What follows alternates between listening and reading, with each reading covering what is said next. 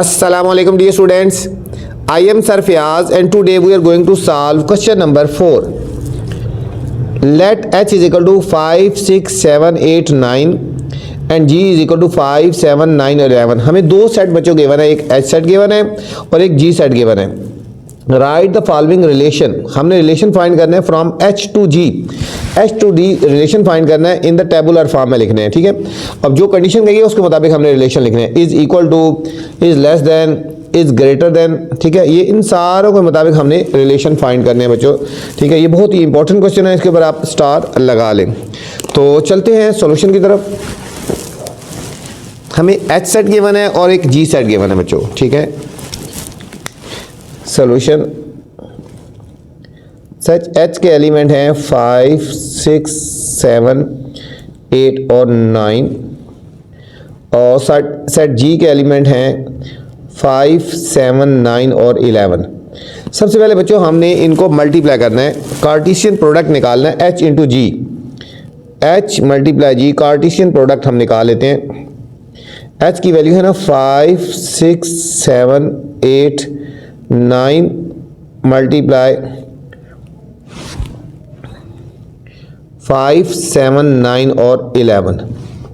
ठीक है, h की वैल्यू है 5, 6, 7, 8, 9 और इसकी है 5, 7, 9 और 11. हम सबसे पहले इनका प्रोडक्ट निकालेंगे. 5 को मल्टीप्लाई करेंगे सबके साथ, 5 इंटू 5, फिर 5 इंटू 7, फिर 5 इंटू 9, 5 इंटू 11. ठीक है बच्चों, इस 5 को बारी बारी इनके साथ मल्टीप्लाई किया. 5 इंटू 5, 5 इंटू 7, 5 इंटू 9, 5 इंटू 11. अब 6 को करेंगे, 6 इंटू 5, 6 इंटू 7, इसको कार्टेशियन प्रोडक्ट बोलते हैं. 6 इंटू 9, 6 इंटू 11. ठीक है, 6 के साथ किया 5, 7 इससे. अब इस तरह 7 के साथ करेंगे, 7 इंटू 5, 7 इंटू 7, फिर 7 इंटू 9, 7 इंटू 11. अब 7 के बाद बच्चों 8 के साथ सारों को करेंगे, 8, 5, 8, 7 इस तरह. 8 इंटू 5, 8 इंटू 7, 8 इंटू 9, 8 इंटू 11 हो गया बच्चों. अब 8 के साथ सारों को कर दिया. अब 9 के साथ करेंगे मल्टीप्लाई, 9 इंटू 5, 9 इंटू 7, 9 इंटू 9 और 9 इंटू 11. ये आ गया हमारे पास, कार्टेशियन प्रोडक्ट आ गया बच्चों. अब जो कंडीशन गई है, फर्स्ट पार्ट जो कहा है उसमें कहा गया है is equal to, is equal to. हमने वो रिलेशन लिखने हैं जो इज इक्वल टू है. इज इक्वल टू का मतलब होता है एक्स और वाई की वैल्यू जो इक्वल है ना, वो वाले हमने लिखने हैं. एक्स और वाई की जो वैल्यू इक्वल है वो वाला हमने रिलेशन बच्चों इसमें हमने लिखना है. ठीक है, इसमें इज इक्वल टू वो वाले लिखने हैं जिसमें दोनों इज इक्वल टू हों. मतलब कौन सा रिलेशन उठाना है हमने, जिसमें दोनों वैल्यूज इक्वल हों. ठीक है, अब यहाँ से देखेंगे, यहाँ पे हमने निकाला ना h इंटू जी. इसमें यहाँ से लेकर यहाँ तक वो वाली रिलेशन लिखने हैं जिसमें दोनों वैल्यूज इक्वल हों. एक है बच्चों देखो 5, 5, एक हमारे पास हो जाएगा 5 और 5, ये दोनों इक्वल हैं. और इसके बाद हम देखेंगे और कौन सी वैल्यूज हैं जो दोनों इक्वल हैं. 7, 7 बच्चों ये भी आ जाएगा, क्योंकि इस कंडीशन के मुताबिक लिखना है इज इक्वल टू. वो वाले रिलेशन उठाने हैं इसमें से, या वो वाले रिलेशन लिखना है जिसमें दोनों वैल्यूज इक्वल हों. 7, 7 के बाद आगे चले 9, 9, 9, 9. ठीक है, इस कंडीशन के मुताबिक बच्चों ये रिलेशन आ गया. इज इक्वल टू का मतलब है कि जो दोनों वैल्यूज इक्वल है वो हमने लिखनी है. तो ये हमारे पास 5, 5, 7, 7 और 9, 9 ये हमारे पास रिलेशन फर्स्ट आ जाएगा. सेकंड रिलेशन है is less than, is less then. अच्छा बच्चों, सेकंड रिलेशन लिखने से पहले आपसे गुजारिश है चैनल को आप लाइक कर लें, सब्सक्राइब करें और दोस्तों के साथ शेयर भी करें. ठीक है, ताकि जो नई वीडियो बनाऊं बर वक्त आप तक पहुंचे. इज लेस देन का मतलब होता है कि जो वैल्यू x की है ना वो लेस होनी चाहिए.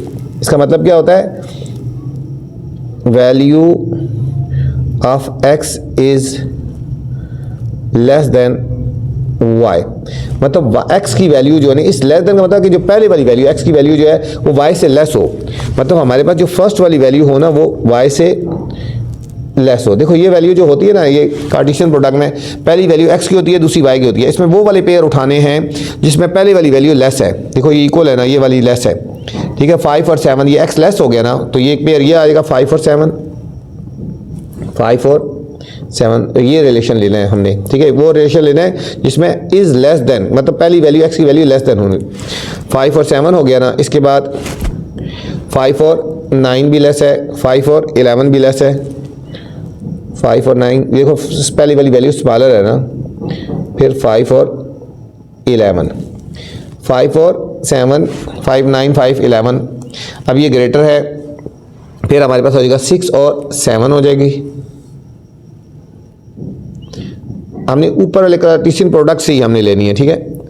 6 7, इसके बाद 6 9 भी है, 6 11 भी है, ठीक है। 6 9 और 6 11 ये दोनों वैल्यू भी लेस ही हैं पहले वाली, 6 9 और 6 11, ठीक है। देखो ये दोनों वाली वैल्यू, ये सारी वैल्यू जो स्टार्ट वाली है वो लेस है, ठीक है।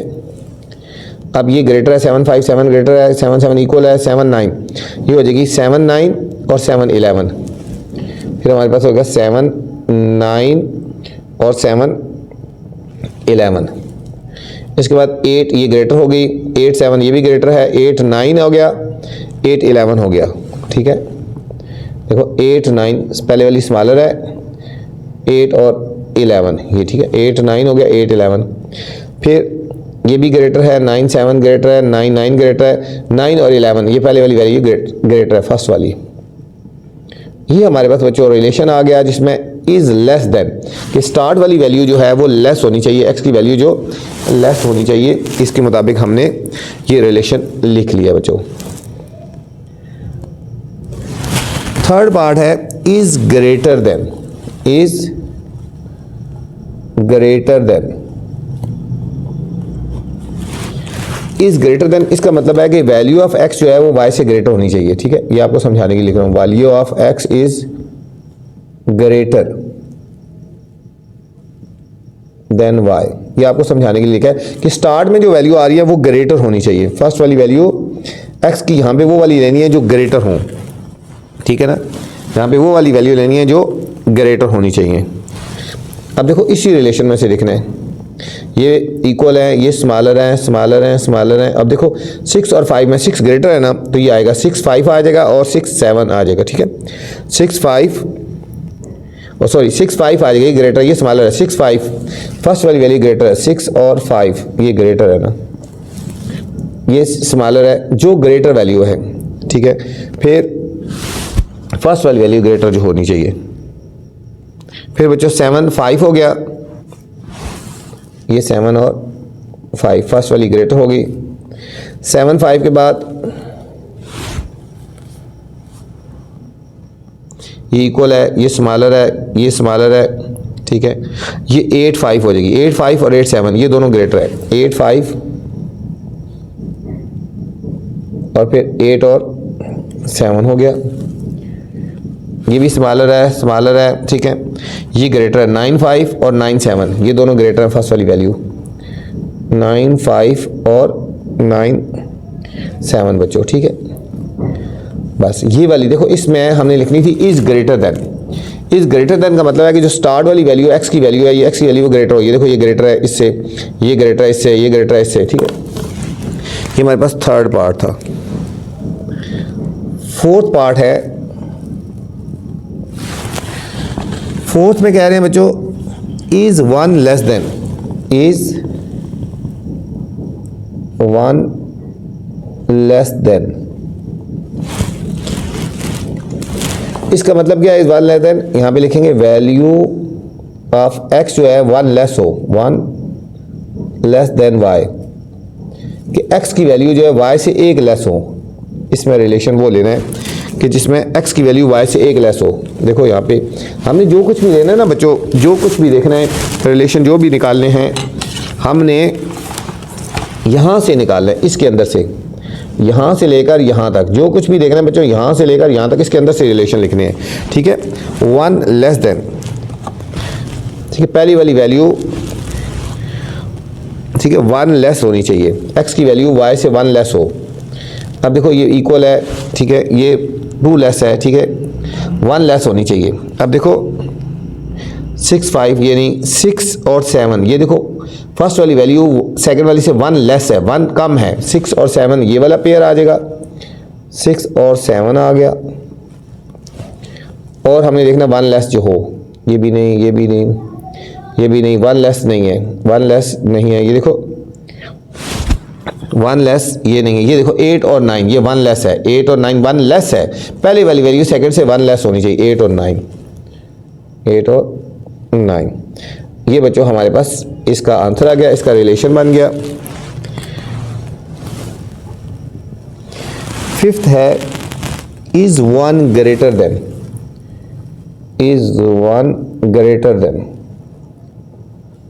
मतलब x की बात x की कर रहे हैं, जो x की वैल्यू है y से ग्रेटर होनी चाहिए, मतलब फर्स्ट वाली वैल्यू सेकंड वाली से 1 ग्रेटर हो, फर्स्ट वाली वैल्यू सेकंड वाली से 1 ग्रेटर हो, ये वाली वैल्यू से 1 ग्रेटर हो। देखो 5 और 9 नहीं, 5 और 9, 6 और 5 ये 1 ग्रेटर है, 6 और 5 ये फर्स्ट वाली वैल्यू सेकंड वाली से 1 ग्रेटर है, 6 5 हो गया बच्चों, एक ये आ गया पेयर 6 5। इसके बाद देखो कोई नहीं, ये भी नहीं, ये भी नहीं, ये भी नहीं, ये भी नहीं, ये भी नहीं, ठीक है, 8 और 7 देखो ये 8 1 ग्रेटर है ना, सेकंड वाले से 1 ग्रेटर, 8 और 7, 8 और 7। ये बच्चों फिफ्थ पार्ट था। सिक्स पार्ट है is 2 less than, is 2 less than. इसका मतलब यह है कि फर्स्ट वाली वैल्यू सेकंड वाली वैल्यू से 2 लेस हो, फर्स्ट वाली वैल्यू सेकंड वाली वैल्यू से 2 लेस हो। अब देखो इसी में फर्स्ट वाली वैल्यू सेकंड, देखो 5 और 7, 5 जो है सेकंड से 2 लेस है, 5 और 7 हो गया एक, तो ये हमारे पास आएगा एक पेयर 5 और 7। फिर इसके बाद देखो आगे फर्स्ट वाला जो सेकंड से 2 लेस है, 7 और 5, ये देखो ये नहीं, ये 2 लेस होना चाहिए, ठीक है, 2 लेस। अब देखो 7 और 9 ये फर्स्ट वाला सेकंड से 2 लेस है, 7 और 9 ये वाला पेयर लेंगे, 7 और 9 आ गया। अब आगे इसी तरह देखते जाएं, ये भी नहीं, ये भी नहीं, ये भी नहीं। अब 9 और 11 ये फर्स्ट वाला सेकंड वाले से 2 लेस है, तो 9 और 11 आ गया, 9 और ये बच्चों अकॉर्डिंग टू कंडीशन हमारे रिलेशनशिप आ गए। ये तो क्वेश्चन नंबर 4 था, बहुत ही इंपॉर्टेंट क्वेश्चन था बच्चों।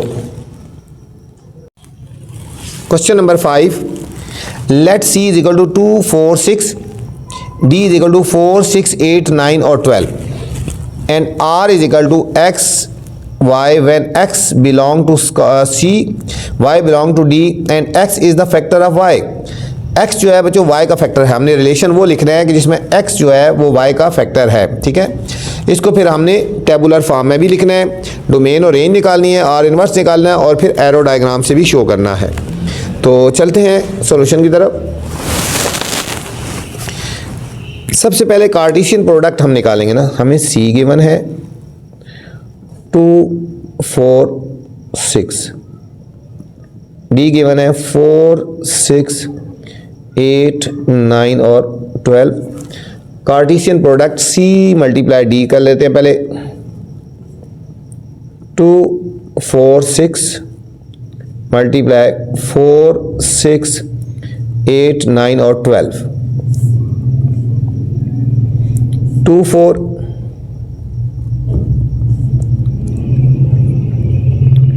2 6, ठीक है इस तरह, फिर 2 8 2 9 2 12, 2 के साथ मल्टीप्लाई किया, 2 4 2 6 2 8 2 9 2 12। अब 4 के साथ इसी तरह करेंगे, 4 4, ठीक है, 4 4 4 6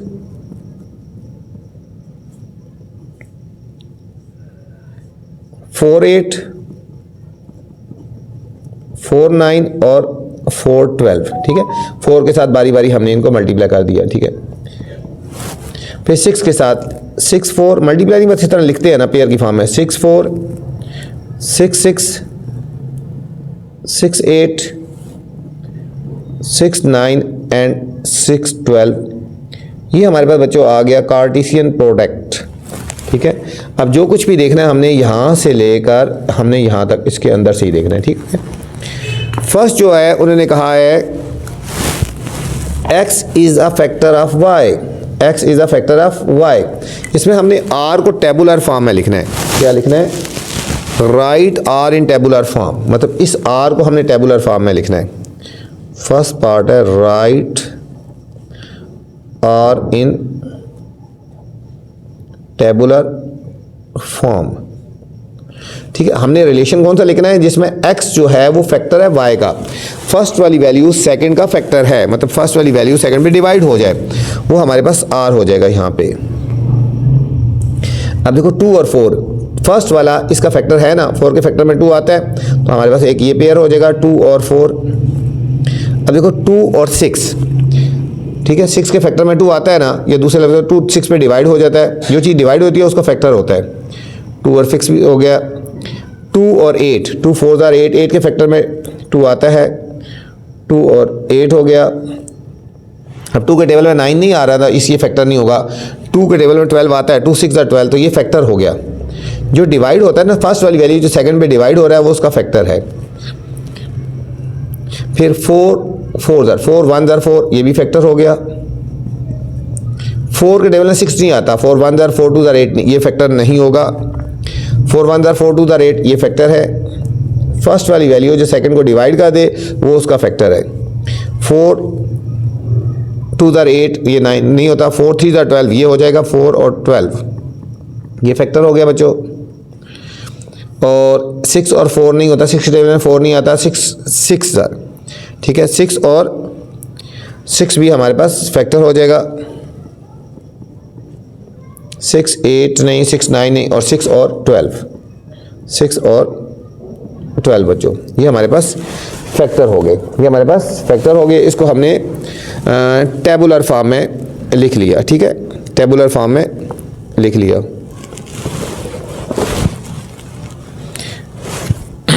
अब हमने करना क्या है?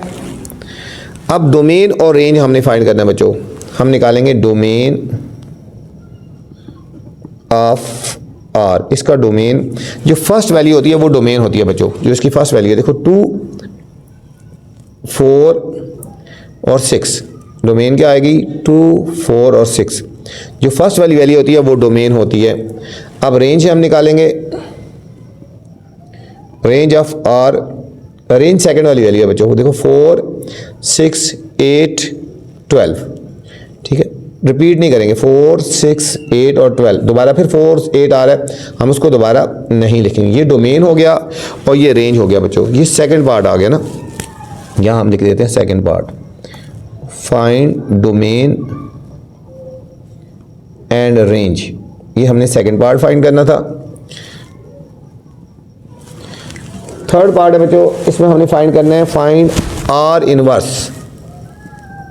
Find are inverse.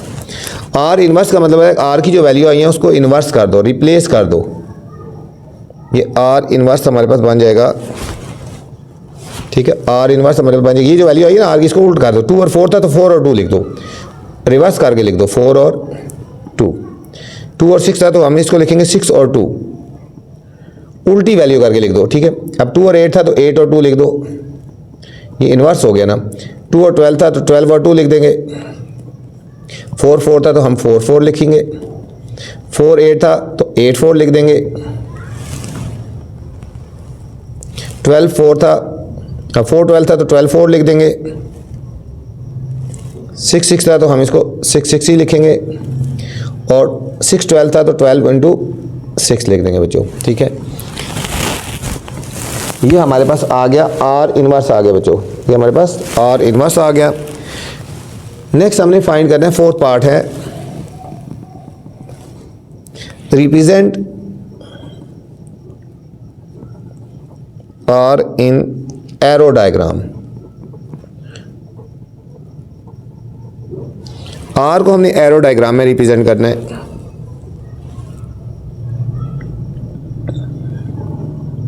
ये हमारे पास सी की वैल्यू है ना, मतलब 2 4 और 6।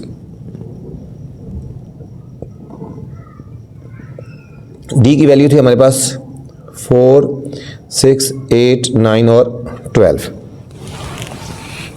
अब देखो आर क्या था, 2 को बारी बारी किया सारों के साथ, ठीक है।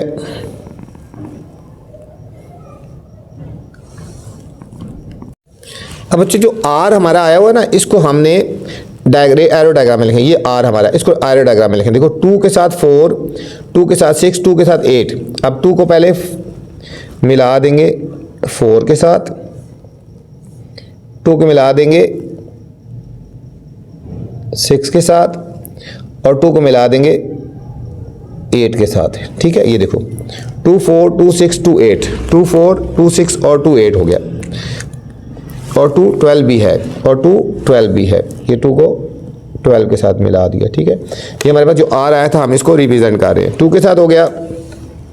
अब हमने 4 के साथ करना है। 4, 4, 4, 8, 4, 12। अब 4 के साथ 4, 4,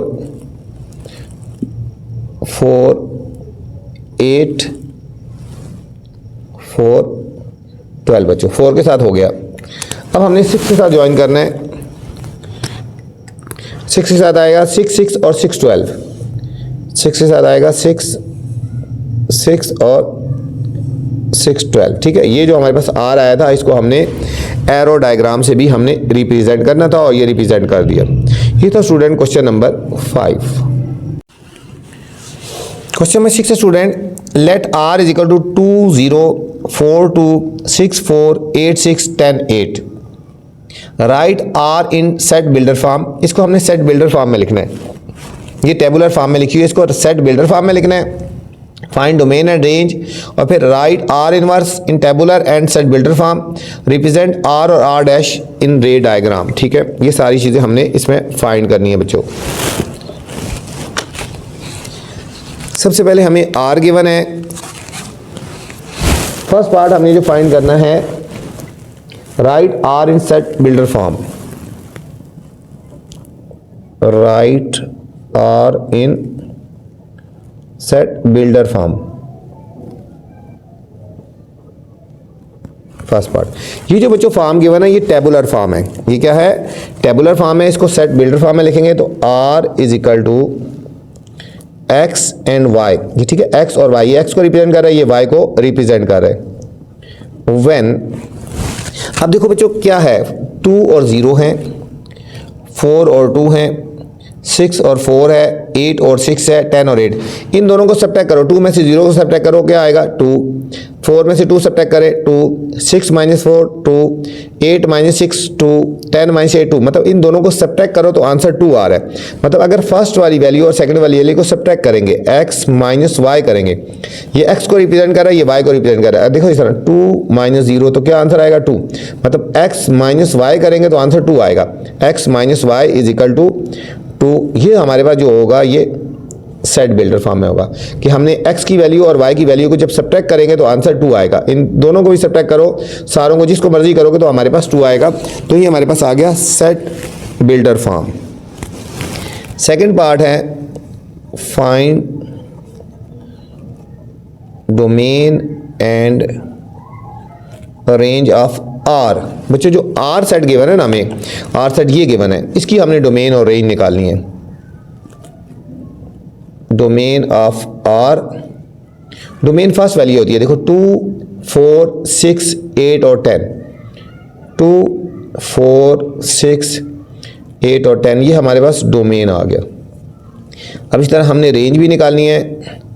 रेंज ऑफ आर, रेंज बच्चों सेकंड वाली वैल्यू होगी 0, 2, 4, 6, 8। 0, 2, 4, 6 और 8, ये हमारे पास रेंज आ गई। ये हमारे पास सेकंड पार्ट था। थर्ड पार्ट है बच्चों right R inverse in tabular and set builder form.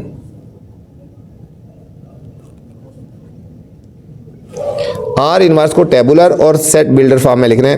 पहले हम टेबुलर फॉर्म में लिख लेते हैं आर इनवर्स, ठीक है, ये टेबुलर फॉर्म है ना। आर इनवर्स का मतलब इनकी वैल्यू को रिवर्स कर, 2 और 0 था तो 0 और 2 लिख देंगे, रिवर्स करके लिख देंगे।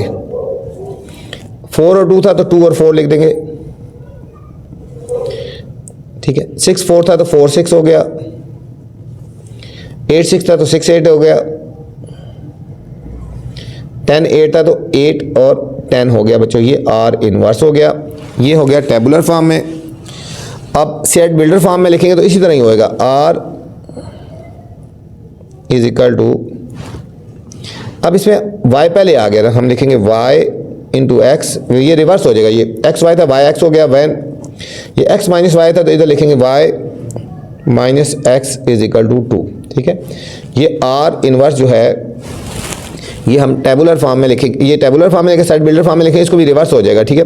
एक्स वाई था तो वाई एक्स हो जाएगा, तो ये वाई माइनस एक्स होएगा इज इक्वल टू 2 आ गया। नेक्स्ट बच्चों, इसको रिप्रेजेंट करना है आर को और आर डैश को एरो डायग्राम से। Represent R and R dash by arrow diagram, ठीक है। हमने आर और आर डैश को एरो डायग्राम से रिप्रेजेंट करना है बच्चों। सबसे पहले हम आर को रिप्रेजेंट करेंगे, ठीक है।